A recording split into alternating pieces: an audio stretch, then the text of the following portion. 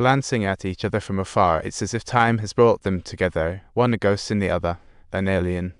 After much pondering, Atong figured the other guy wasn't that scary and bravely broke the ice, becoming best buds with Awei again. They were inseparable pals again, and Atong wasn't scared anymore. Awei then revealed his superpower, that creepy dog barking from that night. It was precisely what Awei manipulated.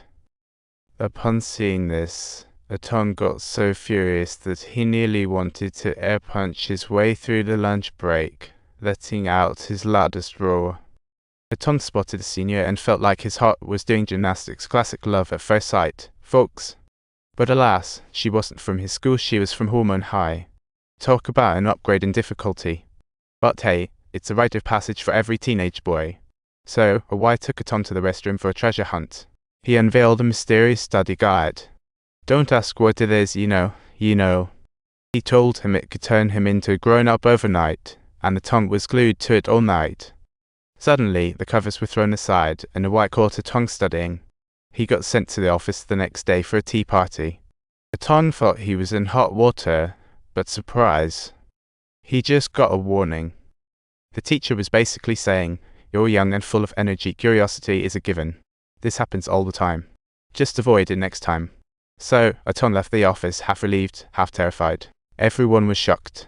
Awei truly saw Atong as his bro, and he was leading him. Sneaking out of class, they jumped the fence just so Atong could see his crush again. The school was hosting a sports day, and there she was, the senior. They both stared like kids in a candy store. The caption made me recall how I used to gaze at girls in the past. It was truly such a wonderful time. I have to record this moment. In the end, Atong took a big leap and snapped a pic with Awei and the senior. The photo showed only two of them, but Atong knew their friendship was unbreakable. As the sunset cast its glow, they strolled down the quiet street, lost in thought. Atong asked Awei how he died. Awei went pale, as if he was about to unveil a secret, but Awei looked solemn, struggling to speak. Before he answered, Atong drifted away. Atong dashed off to let it all out, but when he turned back, Awei had vanished into thin air. Alone, Atong returned to school, revealing why he was sent to boarding school.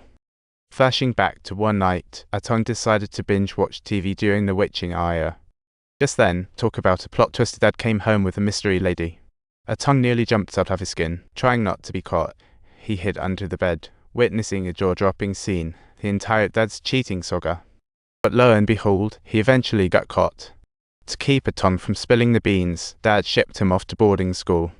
Soon it was dinner time, and Atong limped back to school, only to get roasted by Sister Jing like it was an Olympic event. His classmates looked at him as if he was an alien, wondering what on earth happened. The other boys were eager to sneak a peek at Atong's study materials.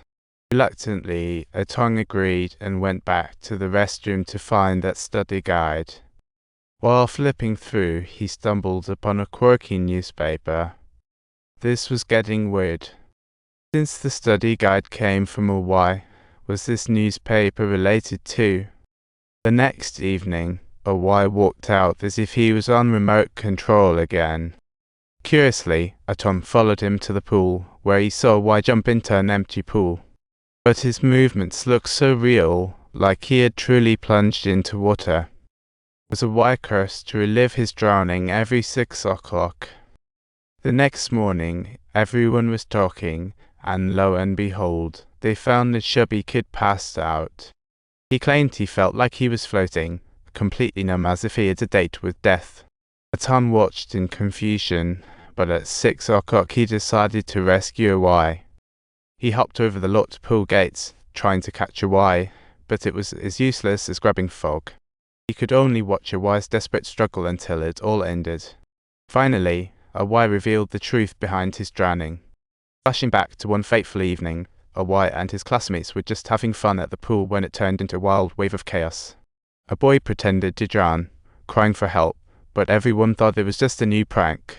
Thinking it drew attention, Awei went underwater, pretending to shout for help, but things took a turn for the worse. His legs seized up and he was unable to move. What began as a prank turned into a horror story. The kids in the bank thought it was just another joke, so they didn't rescue him and left the pool instead. Thus, Awei was forever submerged, and the cop on that newspaper. None other than his father. Aunt Jin didn't wonder why, knowing Daddy was in jail, but little did she know he spotted that newspaper. Curious, Aunt Jin gave Awei a piece of her mind, accidentally breaking the gramophone in the process. For more amazing stories, subscribe to our channel.